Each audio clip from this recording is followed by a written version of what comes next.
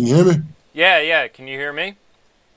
I can hear you just fine. All right. Let me just do a brief intro, and then we'll just get right into everything. Hello, everyone. This is JamieStarr with the New World News Network. Tonight, we are interviewing Demarcus Franklin. Is that correct? Did I say it right? Yeah, that's correct. Demarcus Franklin, and we're going to get into some of the issues concerning race relations and everything that's been going on in America.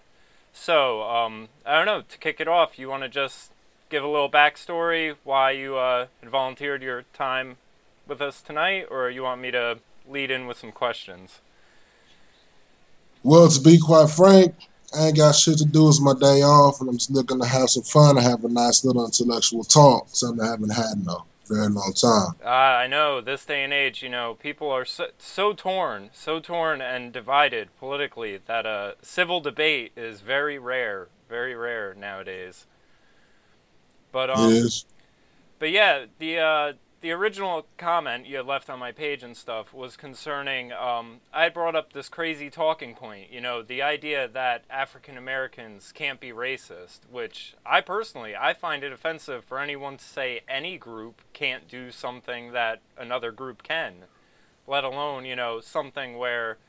Nowadays the problem is they've redefined racism. It used to just be, displaying a prejudice towards someone, and now we have all these Right. people who are like indoctrinated in Marxism, and I don't even think they're aware that it's Marxism they're preaching, but saying that racism is this combination of, power plus privilege, and it goes into what I call the fuzzy words, where it sounds like they're saying something, but you don't know what they're actually saying whatsoever.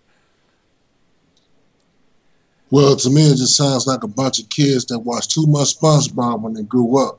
Yeah, it really is. Like I'm an older cat, so you know so the younger generation, especially within the black community, man, saying they could be the ones that can change Black America for the better, or they can just continue down the same road that previous generations have followed. So that's one of the things I've observed in my life. Yeah, a thing about that I've observed too is I see a lot of identifying with people on the short end of the stick, and they never really want to identify with the people who have accomplished things. And I don't mean like your Kobe Bryants or President Obama, but I mean like a guy like, Ben Carson, who's just a brain surgeon. Like, he hasn't made it to president. He'd like to, but people who have accomplished the American dream of just a modest middle-class lifestyle. They're not stuck in the hood. Things like that. You don't see the younger generation really looking towards that.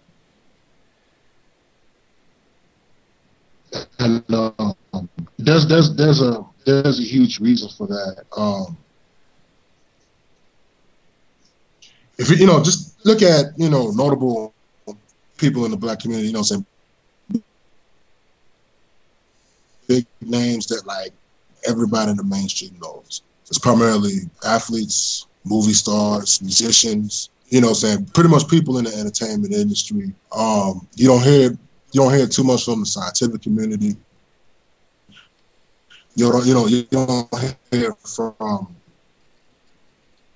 other walks of life. As I like to put it. You always hear from that particular sector, and that's something that influences a lot of black youth. A lot of black youth, when they're growing up, so they're not seeing black men or women in positions of power. So like a judge or a lawyer or even a police officer, even though that's like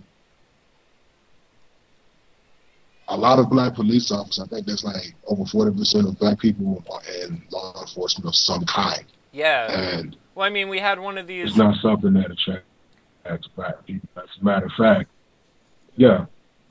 I was going to say, we had one of these, big national news shootings happen, and I think it was Baltimore or something, and it turns out the majority of the police department, the mayor, and everyone else running the show were all African American. But they were still, that's when the claims go from racist cop to systemic racism and everything like that. I mean, It's so aggravating because they have these debating tactics down, and you can never really get through to them because they, like I said, there's a debate tactic that's just drilled into all their heads, and it never leads to anywhere. Because I notice half the time I feel like they're not saying their own thoughts. They're not speaking honestly from the heart. They're saying something they heard on the TV.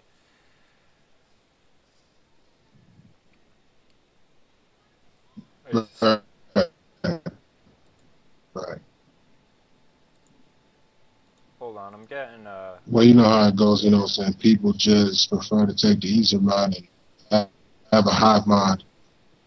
They hear something that everybody likes, so they just go with the motions, and unfortunately that's what a lot of people do nowadays, because life is just too easy as long as you know how to work. Yeah. Not a hustle the right way. Hold on. Not how most cats do it nowadays around my ends. It's unfortunate. But it's something that I have to keep inside of my head. Hold on, I'm having a bit of problems as far as the audio. Let me see if this clears it up. Okay. All right, I think we're all better. I shut off my webcam. So yeah, one of the things I was going to say, like the most common thing I hear repeated that I feel like is a talking point, and I don't know where it originated. I'm sure you've heard it at this day and age.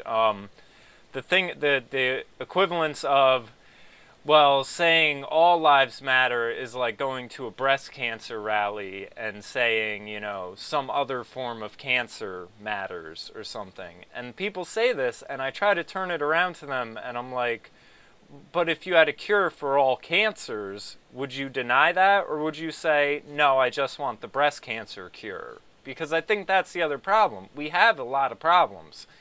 But whenever you talk about a solution, we're generally going to talk about a solution that helps and benefits everyone, but there's an unwillingness to go to that level. Like, you know, I'll tell people, I'm a libertarian. I mean, I think 90% of the federal government should be shut down. I'm not for the gun crimes. I'm not for the drug laws, and those are the ones that we see targeting the black community.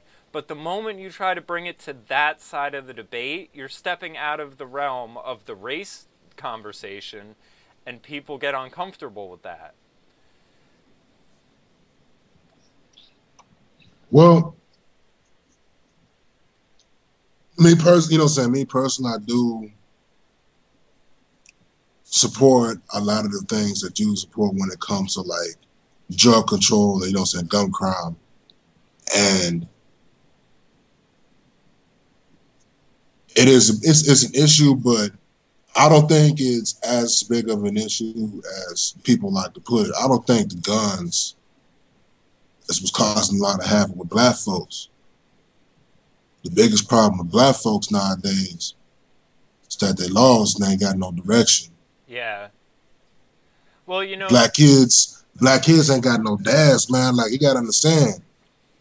When when you look at black folks that have been raised by both their parents, both their folks, so they the ones that know how to, know how to do what they do. Yeah. They know how to hustle right. But then you got the ones, especially that grow up in the inner city or a lot of these impoverished areas, and they grow up in an environment that's so fucking hostile because they're being raised by primarily single mothers that don't know what the fuck to do with their kids because they got pregnant when they was at a young age and they didn't know much about the world. And you leaving that responsibility on a child like that, and just the ramifications of having an immature person raising a kid can generate a lot of this behavior that that generates a lot of the behavior that leads to the gun problem, that leads to the drug problem, that leads to the crime issue in general. Yeah, I mean, you have to hit it at its core. I have to hit it at its core. I can tell you, even myself, I was raised by a single mother. My mom chose artificial insemination, so there was more planning. It wasn't, a younger person doing that. But I can tell you, I fit right into, I see the statistics, a kid born to a single mother, 70% chance of being arrested or on drugs and everything like that.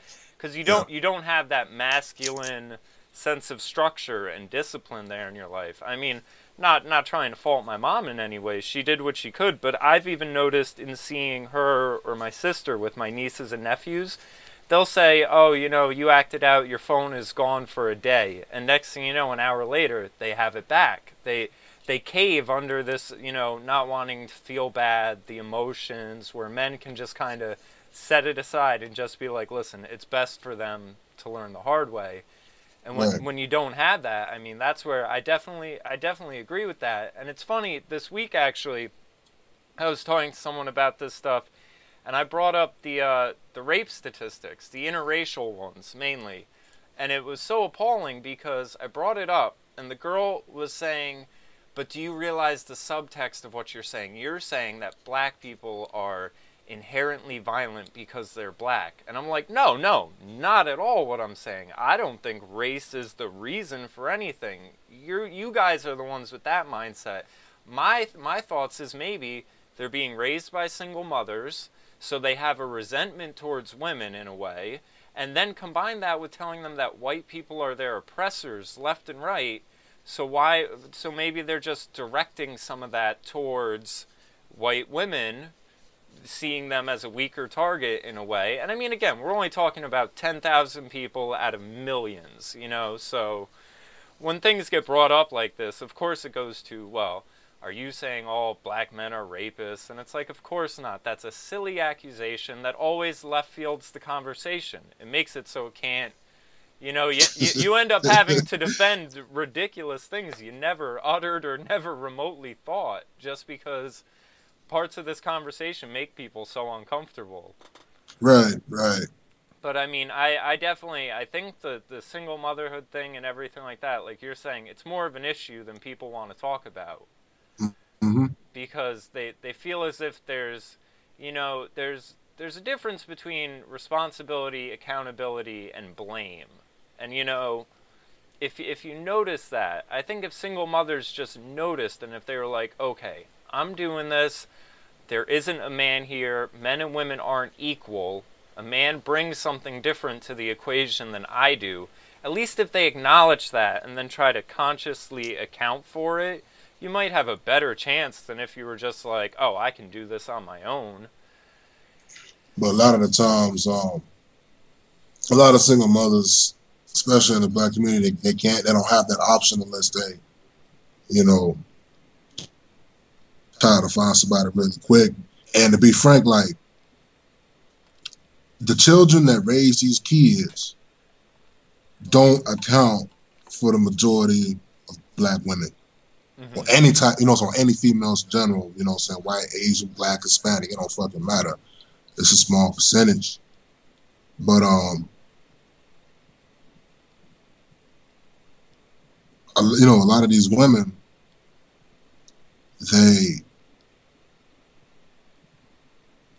have to find a way to add structures to their kids, and I think one of the best ways to do it is to create places of recreation and education within black neighborhoods.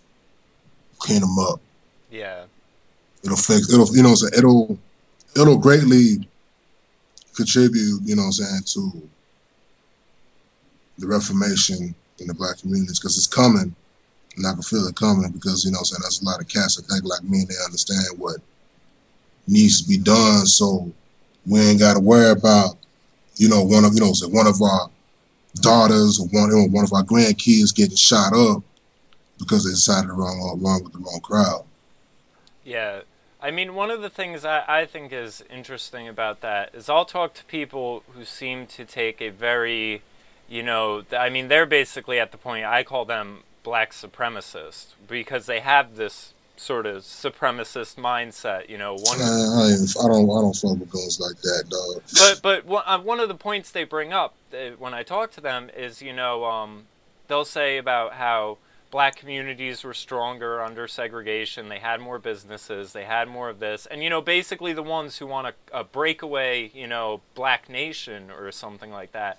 And the question I always pose to them is, well, what are you waiting for? Like, why do you need the government to organize this for you? Like, why can't everyone just, you know, it's almost the same thing. I say this to people who support the idea of socialism in America. Like, okay, if you want to go back to bartering and trading and, you know, one guy grows tomatoes, the next guy grows lettuce, and everyone in the community goes to them, cool. But why do you need the government to force everyone to do this?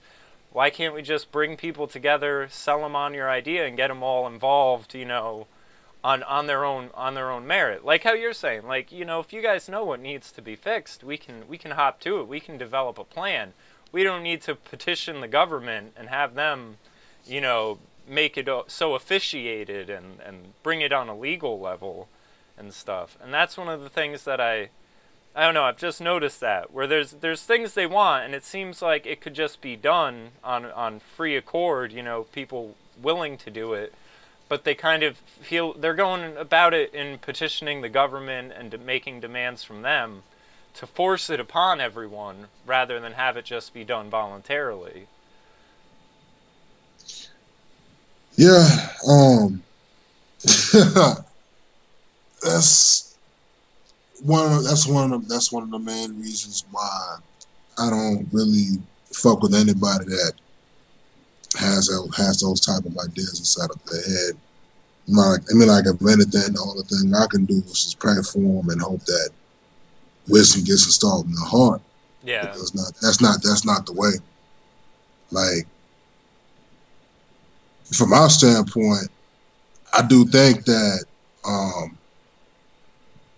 black communities do, you know, so black people do need to get together, and we do need to have an honest talk with ourselves, you know, so realize, you know, so have an idea of as what are we going to do with the, you know, so within the coming years, within the next generations that are coming up. Yeah, you know, it's 2016. It's time to stop. It's just time to stop, you know, with the bullshit, man. Stop killing each other. And we have to recognize what's going on. Like, Black Lives Matter, pretty much, you know, so the Black Lives Matter, the fucking, I forgot what them niggas is, you know, so I met them in Atlanta. The Black Hebrew Israelites. I don't know if you, you know, heard about them cats, yeah. Like, I ran into them cats, I want to say back in 2015. I was going from Houston all the way up to Athens, Georgia, you know what I'm saying, to work and whatever. And I was waiting for the train, walked up to what, you know, so walked to the station, and across the street there was a group of gentlemen dressed up, and shit looked weird to me. Like, I'm not a big religious guy, so I don't know what the fuck they was wearing. I don't know what to call it. Yeah. But they were saying some things that just, you know, it made me sick, because you never talk shit on the man because of their skin color. You don't talk shit on the man because they may be different than you, you know what I'm saying, from a menial degree. Yeah.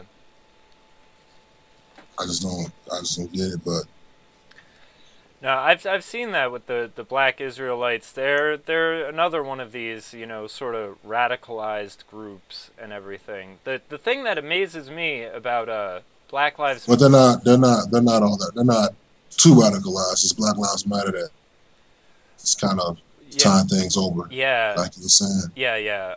They're making more headway than the other groups. The thing about them, though, that I find really amazing is in talking to people, you know. It didn't happen, you know, after Beyonce did the Super Bowl, there was this big rush to defend the Black Panthers. Now, before that, though, everyone was well aware about the problems with COINTELPRO and the Black Panthers, and how it, you know, kind of started out really good. Then the government, you know, infiltrated it, started sending it in a negative direction, and then it kind of just got defunct after that, because people can't trust it because they don't know who's an agent or who isn't. And there was this very justified kind of paranoia about that in the black community towards things like that. So it boggles my mind when I see like D-Ray and these other leaders from Black Lives Matter meeting with Obama, and I don't know if it's just because, you know, Obama's black, so maybe they don't have that same impression that it's being ran and controlled and funded by the government. And there's plenty of things that indicate that at this point, that it's a government-run group that is doing these things. Huh. That's actually pretty... Damn, nigga, that's retarded as fuck. Huh? What the fuck? I'm sorry. I didn't know that was that just caught me off of left field. I thought that Black Lives Matter, you know, said they funded themselves. I didn't know they was getting... No, they're getting funding from George Soros. And even the guy D-Ray lives at a house that's bought and paid for by George Soros. And I don't know if you're familiar with him, but he is a billionaire. Yeah. He's I mean, basically, the thing that worries me the most about it is if you look at the past couple years, what we've been doing in parts of Africa, Syria, Libya, when we go in, you know, like the Arab Spring, is what they do is they find a leader they don't like, and then they use social networking to foment, you know, unrest and everything like that, create these revolutions and overthrow the system. And it basically seems like they're doing the same game plan they've done elsewhere in the Middle East, but now it's come home. But the only difference about it this time is because you have Obama and all these people in office, they're not going to overthrow themselves. That's why, you know, I see the brunt of the blame getting thrown on the police rather than the politicians who write the laws. Like you know, most of the ones, gun crimes, drug laws, like I said, most of the ones that we will say disproportionately target African Americans are all concerning the federal government. Obama could change that with a stroke of a pen, but he doesn't do it, and somehow he avoids blame. But yeah, I think Black Lives Matter, they're being run by the government. That's my take on that at this rate. Okay, like let me take this all in because I'm very familiar with George Soros and his villainy. Motherfuckers, a fake ass Dr. Doom, for the fucking Christ's sake. Holy shit. Yeah. He's like Emperor Palpatine from Star Wars. And you know, that's the funniest thing. If you look at the people that are real problems, like the ones they want to call the Illuminati, like your Rothschilds, Rockefellers, these guys are like on their deathbeds. They're like hooked up to oxygen tanks. We got the worst cast of villains ever. Like, it's like an elderly home is taking over and destroying America. And it's so beyond belief when you hear about, you know, America, the land of the rugged individual, and we're being overthrown by dudes on walkers and oxygen tanks. Yeah. But that's the power of money, I guess. Yeah, it is the power of money. But I think that with that, you know, some of the information, obviously I'm gonna have to look into it a lot more because, like I said before, when it comes to like,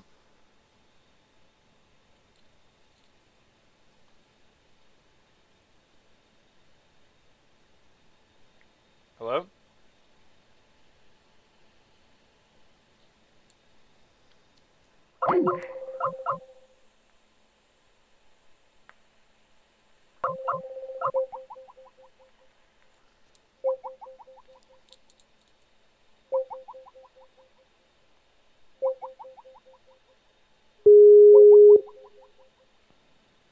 Hey, sorry about that. I think my connection went out.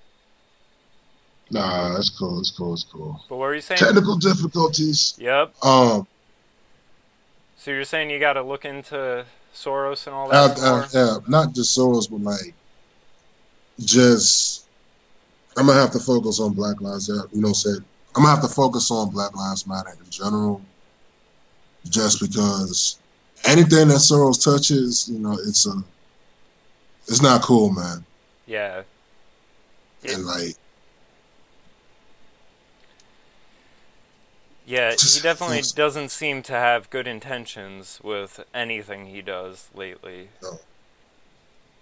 And he seems to be the guy standing in the background behind all of the problems we see going on. The other thing that boggles the mind is, you know, we know the stats on the shootings and everything like that. And you had this recent one with the physical therapist and him getting shot. And, you know, no one's questioning that. Everyone's looking at that like it's fucked up.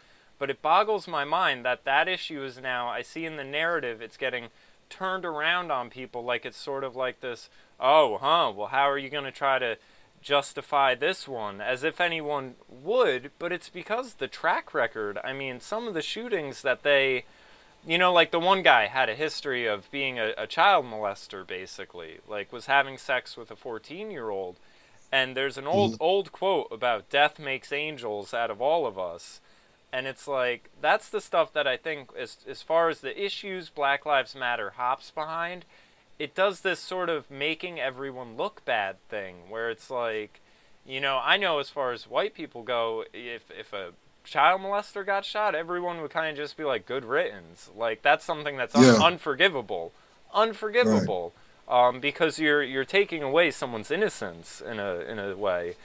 But you know, they hop behind this one shooting, and everyone, you know, if you question it and you're like, oh, well, you know, this guy has a mile-long rap sheet, everything else, well, then you're, of course, called a racist, and they don't, you know, that ends the conversation there, basically. But that's one of the other things that amazes me about them. You can pick and choose your battles, and they seem to pick the ones with the most controversy attached to them. Right. Controversy makes money. Yeah, I guess. But now, look, you want to get into, I know you had mentioned a bit of a personal story involving your family and their attitudes towards white people, right? Right. Do you want to get into that? Because, like I said earlier, that's one of these things that bother me. Lately, it's the black people can't be racist. And the other thing, like how we were talking about the black-on-black crime, I see them trying to just sort of sweep that under the rug lately, where there's this, you know, I've heard them flat out say black-on-black crime isn't a thing. And then they go into explaining it, oh, well, it's interracial, so that doesn't count. And it's like, I said this on one of my videos, I said, God forbid my nephew ends up the victim of some bullshit, and someone comes to me and says black-on-black crime isn't a thing, because I will lose my shit. I will end up attacking people if someone was just tried to, you know, brush it to the side and, oh, well, that's not a thing. Like, try tell the families of the people on the receiving end it's not a thing. Hell no. Yeah, man. Now, for the record, you know, my folks, despite the fact that they hold some very outdated views of the world, you know what I'm saying, they're good people. And it took me a while to realize, you know, let me rephrase that. It took me a bit to realize that. Well, I mean, you know, to some extent, people grow up in different time periods. And like you said, if you yourself are an older gentleman, your folks are obviously, must be from a different day and age. Hey, I'll tell you what. I grew up right before the internet, so the world I was born into is completely different than the world I live in now, where everyone is, you know what I mean, right?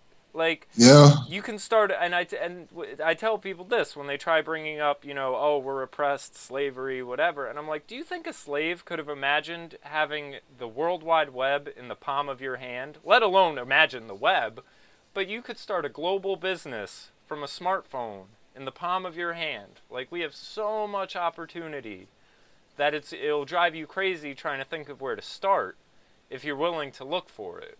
Right. I mean, it's a completely different world just in the 30 years that I've been alive. So I can only imagine your folks in a whole nother world themselves. So, but as you were saying. But I'm an 80s baby too. You know, I grew up in the time with Nintendo. Yeah. 8-bit and shit like that. I'm 86, So 86, yeah. But to get right down to it, my dad, you know, so he was born in Houston, Texas. I'm from H-Town, and he was born in Fifth Ward. Now, back in them days, Fifth Ward was a segregated neighborhood. You know, so divided between East and West. Yeah. And on one side you had the white side, and then on the other side you had the black side. And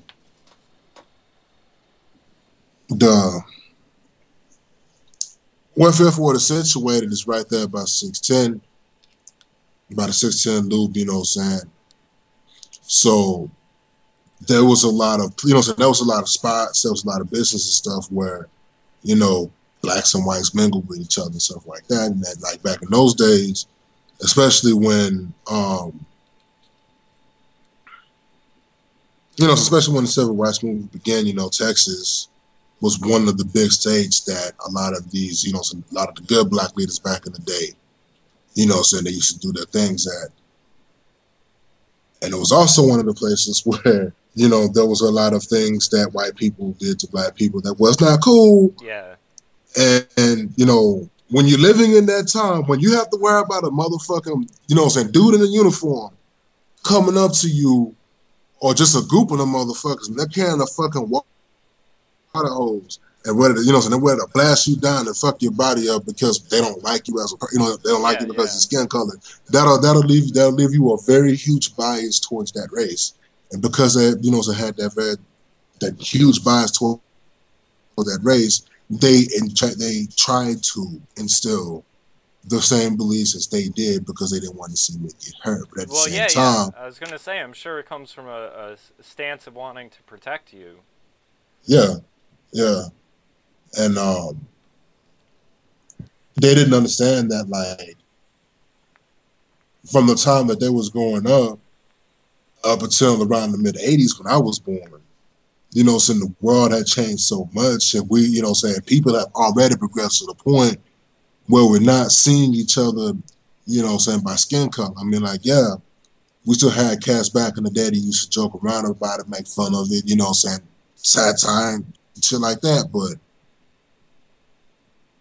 race was a trivial fact. Yeah. I mean, especially, I have it where I was in a hip-hop group, and I mean, we were always kind of ripping on each other. Oh, we need a permit for this video. Send the white guy to go talk to the cops. Yeah. just little things like that. But again, you're in I mean, we were all basically like brothers, so we knew it wasn't anyone going at each other personally. It was more bonding at that level than anything. And now, of course, with political correctness, I'm sure half those remarks would end up, being controversial or something like that, and it's racist, sexist, saying. And it's a shame because on some level, if two guys can sit there and crack a joke or two about each other and just laugh it off, it bonds people and it doesn't divide them, but they want everyone to see it as divisive.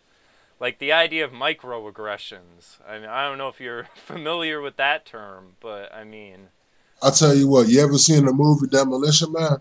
No, I haven't. Okay. There was a villain played by Wesley Snipes. His name was Simon Phoenix.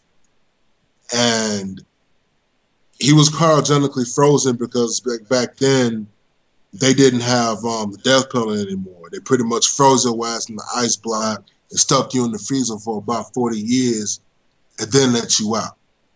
Basically, you keep your body, but you lose your loved ones, you lose your connections, you lose everything.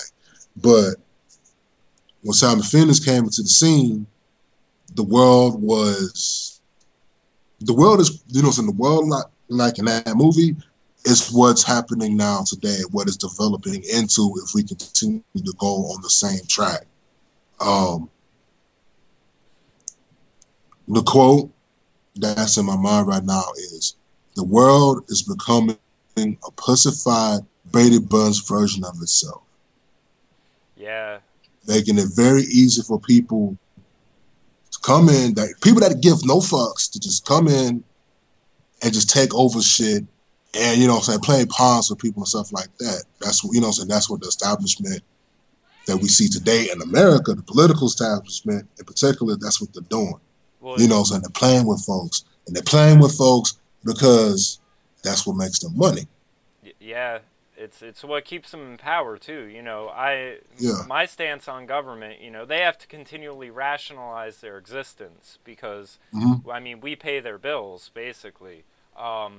So you have this dynamic that goes on where it's called the Hegelian dialectic of problem, reaction, solution, where it's like, you know, basically like I keep trying to bring up, the federal government has set the stage for what's going on now. The cops killing African Americans is a symptom of a bigger problem, and a problem that the government started, but now they're getting the backlash, and the people are asking the creator of the problem for a solution.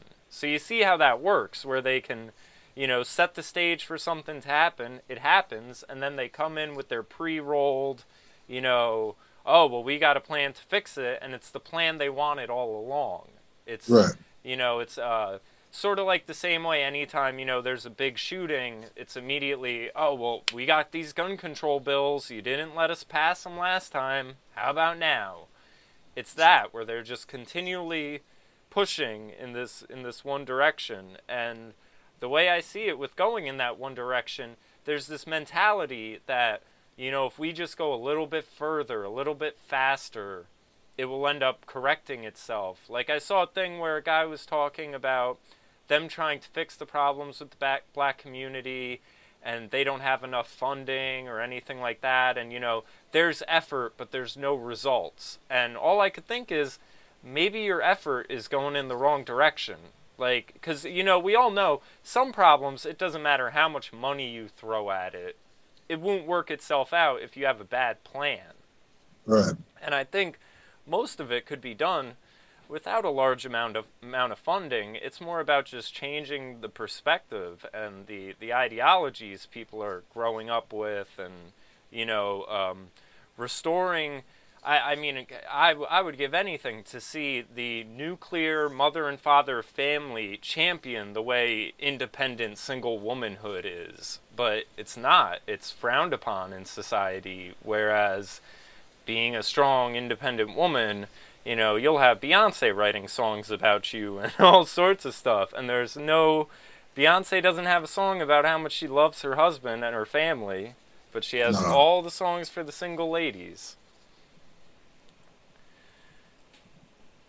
So there needs to be a restoration of traditional values and stuff. It has to be. You know, we can't just all of a sudden change the way that we live after about,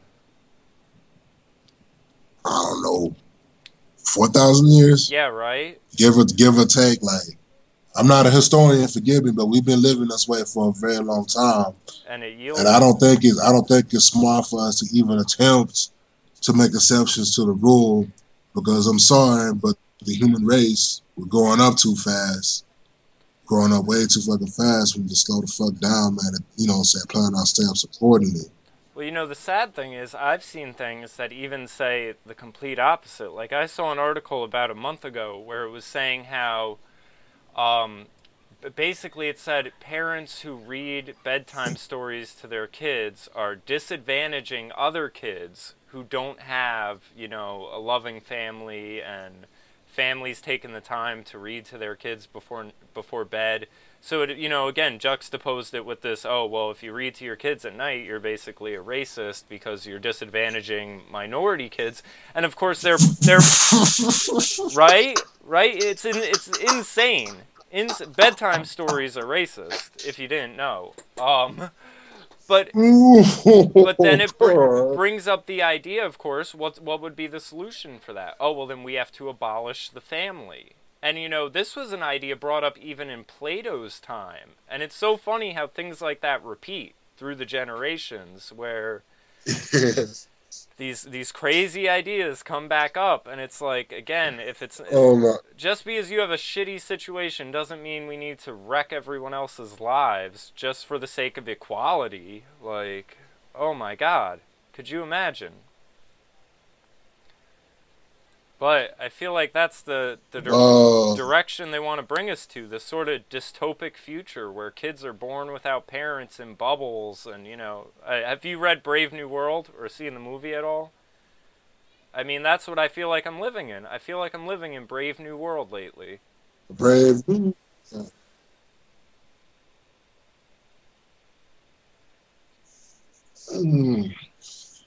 That was. I've heard some things before in the past. And that was, you know, kind of took the cake. You know, that beat out the whole incident that I saw. I think, what was it, last year, where there was this white dude walking, you know, rocking braids and shit like that, or what was dreadlocks. Yeah.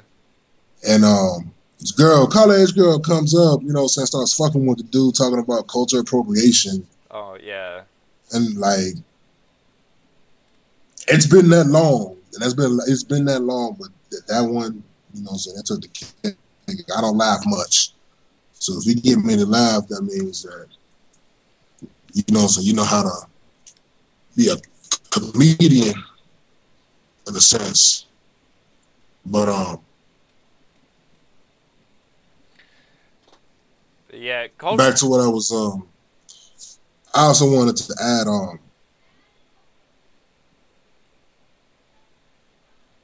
do you think that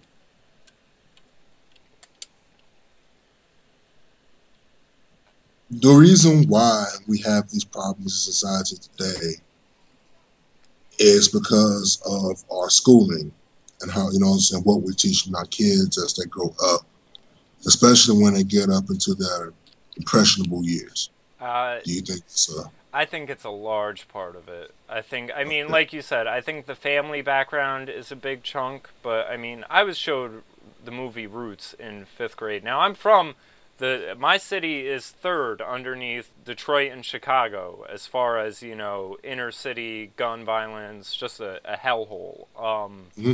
But, you know, so a lot of that's kind of given me my perspective. I was the minority in my school. The majority of my classmates were black and everything like that. All my friends have always been black growing up.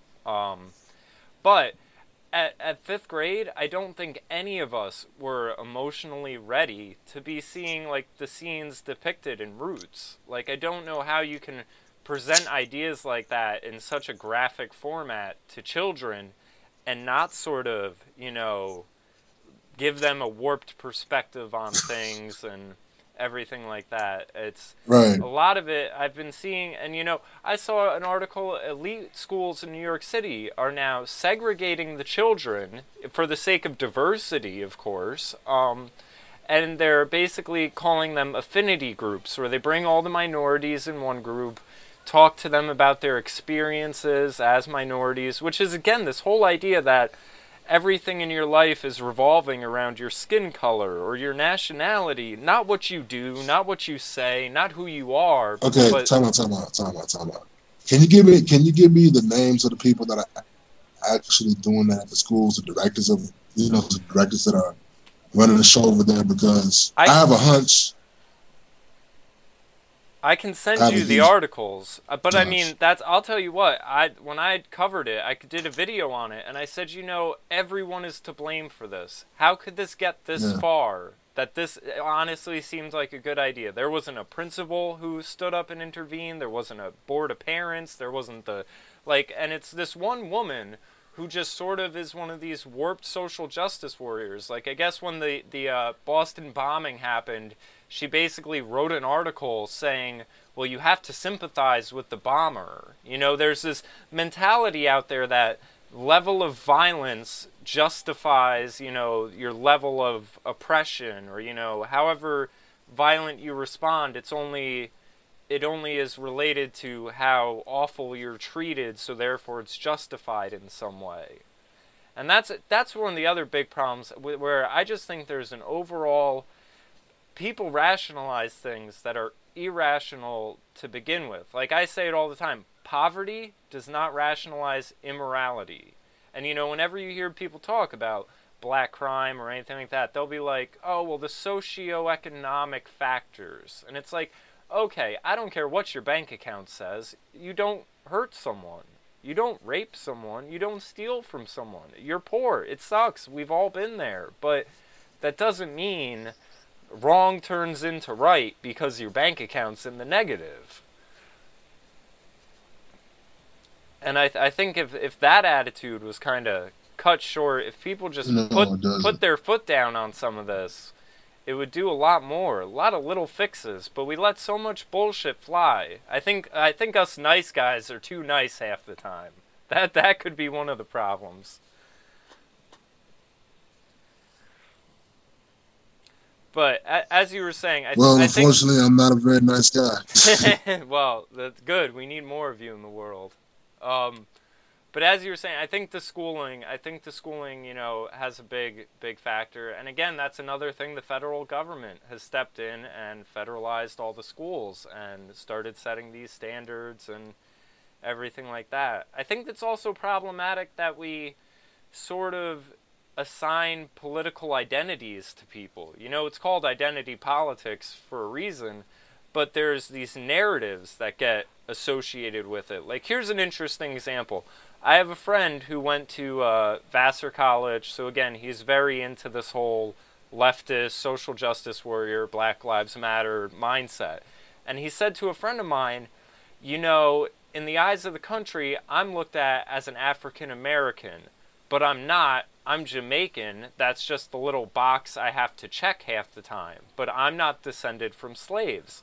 Little does he know, the slave trade to the Caribbean and South America was far more expansive and far bigger than the American slave trade. So he still, is in that same boat, but because he's only taught this one aspect of that story, he doesn't see where he factors into it.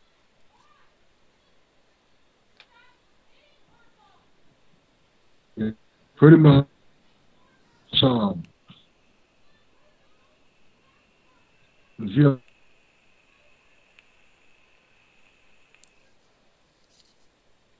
Are you there? Hey. Hold on, my connection. That's just the same or something like that. What's up? Hold on, my connection was going in and out. What'd you say?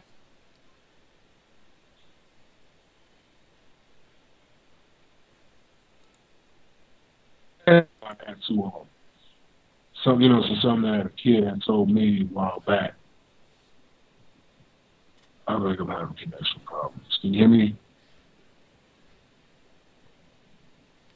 Yeah. Hello? Yeah. I think we're all cleared up. We're good. Okay, cool. So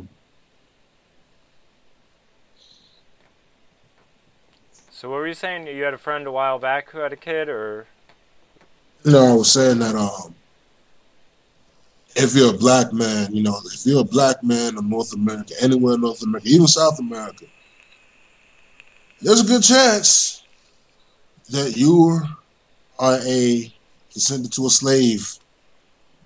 And I think there's something, I think there's something that a lot of black kids don't want to associate themselves as. And for good reason. They don't want to be seen as a slave. They don't want to, they don't want to be painted as one. That's why you have a lot of black kids nowadays that try hard to, believe it or not, college turnout, college turnout is actually really good for blacks nowadays. It's just that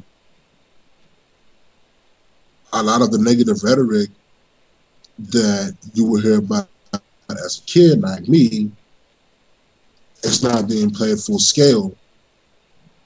And in the higher learning institutions, universities,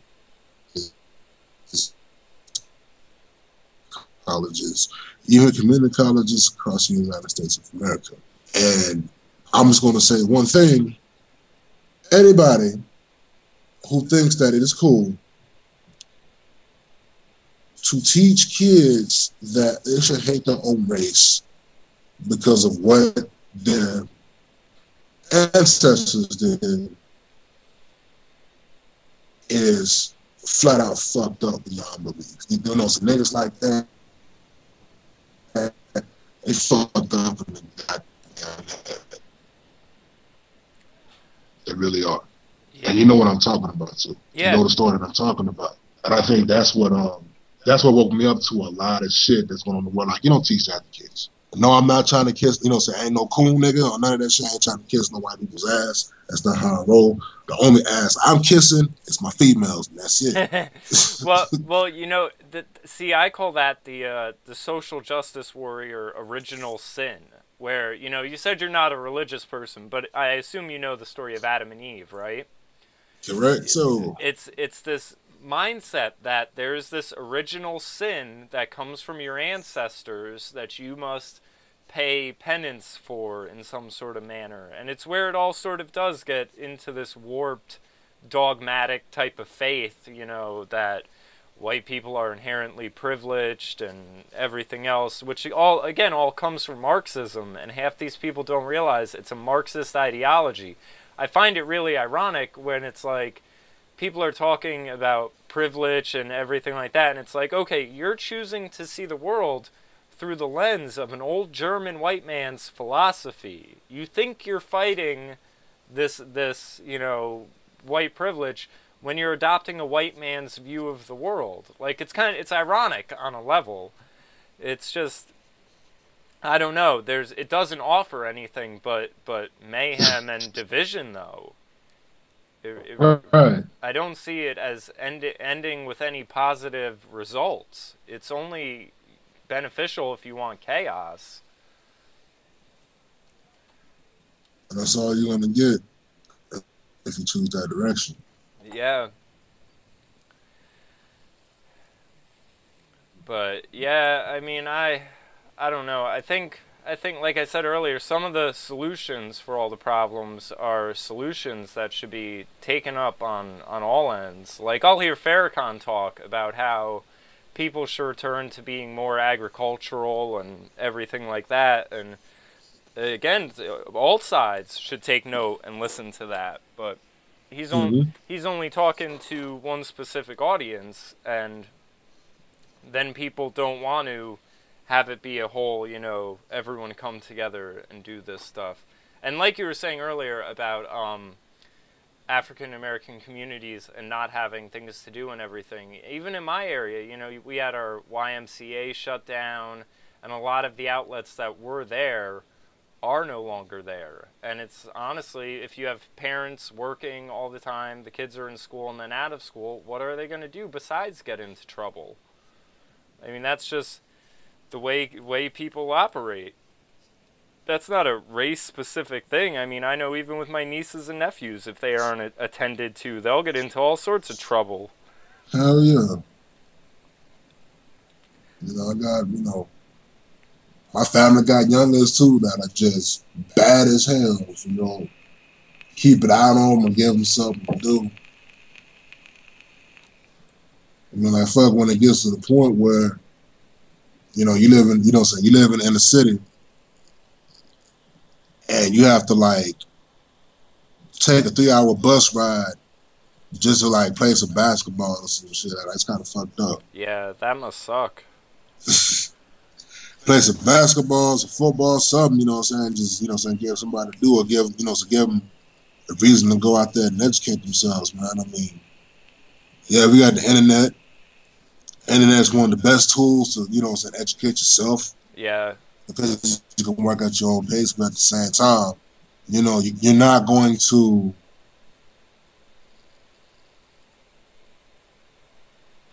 find the information that you want just by staying your ass at home. You got to go out. You got to search for it yourself. You got to go to libraries. You got to go to universities.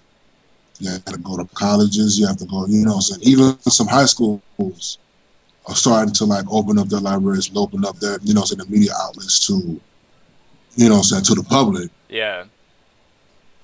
As long as they have, really it's just when if they have kids there that are attending a school district, but it's still a pretty cool thing. Yeah. Well, I mean, and also... And that's something that's not really done in the black community. It's like, if you think about it, let me end with this. If you think about it, that's one of the major things you don't see in the black-dominated school systems. You see it, but it's not hardly there. Yeah, you don't see the push to reading and everything. You know, it's actually one of the things when you get into breaking down everyone by race and where they're at and everything. I mean, honestly, blacks and whites are really more closely in the same boat than, say, Asians and Jews, which are much smaller minorities, but their culture puts such emphasis on learning and reading and education and mathematics that there's no possible way to hold them down. That they just, I mean, if you break everyone down into those groups, they're kicking our asses left and right as far as getting better jobs, better pay, and everything like that. But it's because culturally, that's what they're focused on. They're focused on education and reading and excelling in that sort of manner.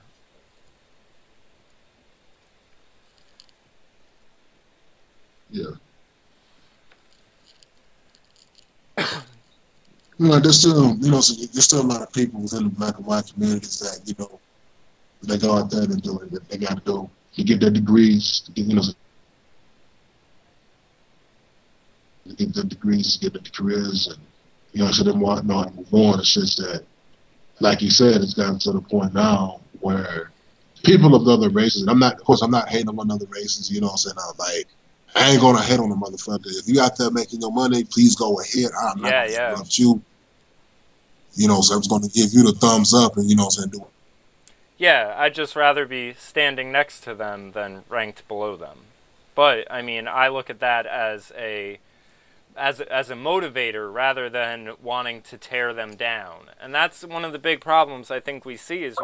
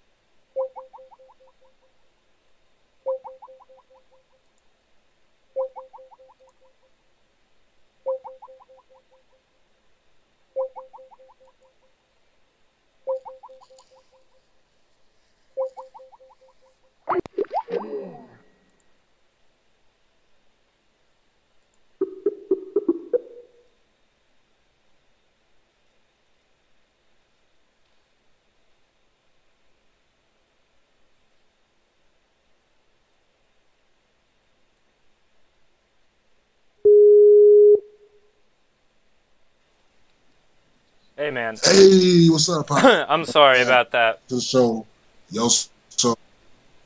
my web keeps going in and it's out. Cool. It's awful. But we can make these final points and then call it a night. I was going to say, you know, the problem I think I see is, you know, I'm not, like you said, I'm not jealous. I'm not hating on anyone. I'd frankly just rather be standing next to them than on a rank below them. Now, I look at that, though, as motivation. You know, like, I've been taking a lot of online classes and things like that, trying to get my life in order and everything. But the problem we constantly see, I feel like, in the political directions, is a wanting to tear people down in order to achieve equality rather than lifting everyone up.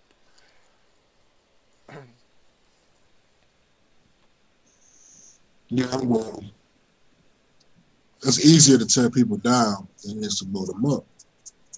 Yep. It's easier to tear somebody down. Like, if I was spiteful enough towards somebody and I felt like they were thrown on my side, I could find ways to, you know, completely discard them or just decimate them in mere seconds. But I'm not that type of person. Like, I gain no benefit. I gain no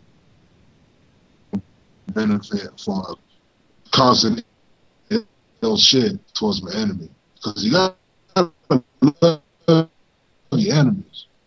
you have to love your enemies. You know what I'm saying? Not like, you know what I'm saying, don't go around and like sleep in the same bed as an enemy. But you gotta love them, because if you don't love them, you can't understand how they think intimately. And I think that that's, you know what I'm saying, that's one thing that black folks, you know what I'm saying, don't have that mentality. A lot of black folks, when they see you, you know, when they see you as an enemy, man, like, if you ain't family, they're not gonna fuck with you. Either they're not gonna fuck with you, or they are gonna fuck with you, and you're not gonna like what's gonna happen.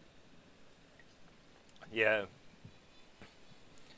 I mean, which is, you know, on some levels, that I think that's good and that's bad. You know, you have to keep your friends close and your enemies closer on the one side, but you also have to be willing to let other people into the circle and have them be able to prove themselves as worthy of your compassion and everything like that. You know, that's where we can't have biases just over stupid things like skin color and everything like that. I'd rather have a bias with someone, you know, if I know they have a reputation of being a thief or ripping people off, I'd be more likely to keep that person away from me than someone because, you know, they're from some other corner of the world I've never heard of or something like that.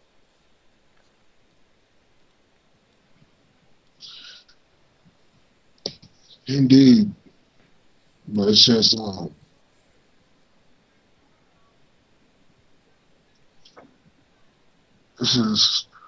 it's crazy, man. Like,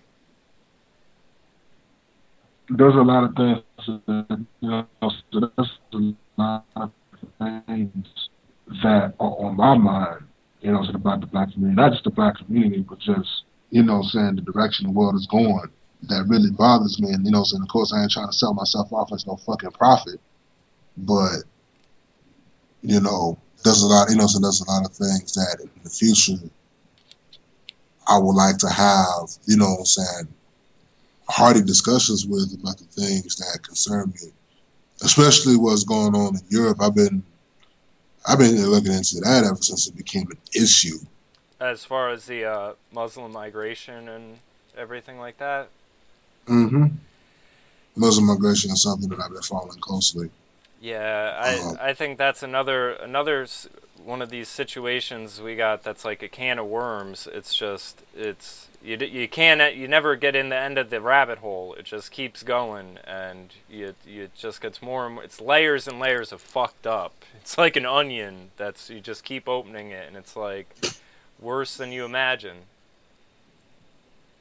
Mm-hmm. I mean, I saw one video of a reporter, you know, we're all told it's a Syrian refugee crisis, and I saw one reporter go through one of these camps, and out of 150 people, she only found one Syrian refugee. And all of the rest of them are people from scattered parts of Africa, the Middle East, all over the place, and they're all saying they're just going to London for jobs. I mean, they're bringing in a subclass of people, and this is one of the things that bothers me about the whole open borders immigration thing. The economic migrants. Well, yeah, because here's the thing: the economic migrants? What do people who defend it say? They'll say, "Oh, well, they're doing the jobs that no one else wants. They're such hard workers, you know, and all this stuff." What was the rationales we used for slavery? Oh, they're such hard workers. They're doing the jobs we don't want to do. Like, it's literally the same rationale that was brought forth for slavery as being brought forth as to why we need this wave of immigrants coming into the country. And no one seems to realize that the rationales are the same. Mm-hmm. I mean, they're not living on a plantation, but when you give them government housing, food stamps, and everything like that, then they basically are on the government plantation. And then they can act as a voting bloc to continue to get those benefits, and will vote Democrat loyally.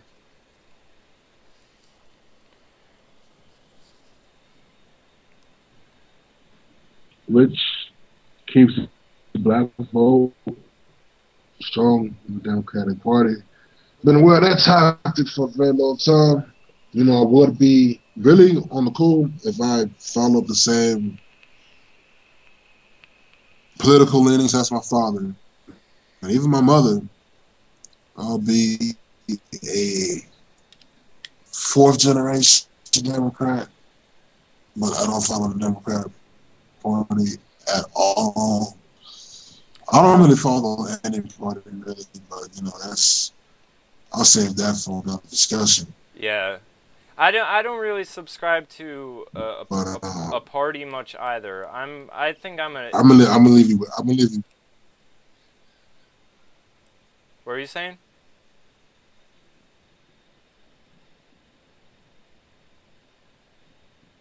No, I said, I'm gonna leave you with this, because it's getting close to my time. But I gotta go to bed and, you know what I'm saying, make my money. Yeah. But I'm gonna leave you with this. I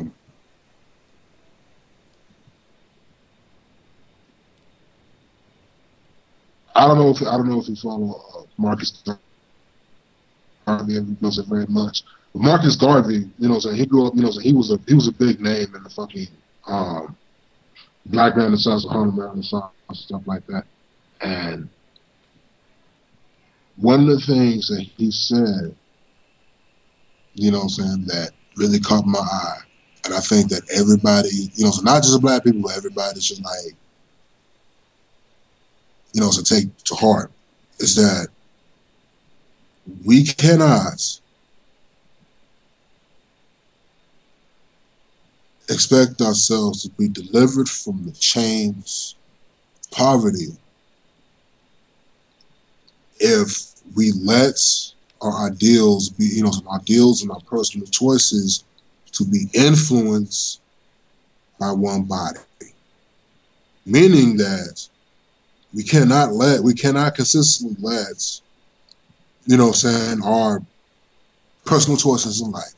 And that includes, you know what I'm saying, who we choose, you know what I'm saying, as political leaders, who we want as political leaders, you know what I'm saying, the ideas that we have in our heads on a day-to-day basis, essentially, is we cannot consistently put our faith in the information that's consistently given to us. You have to be skeptical.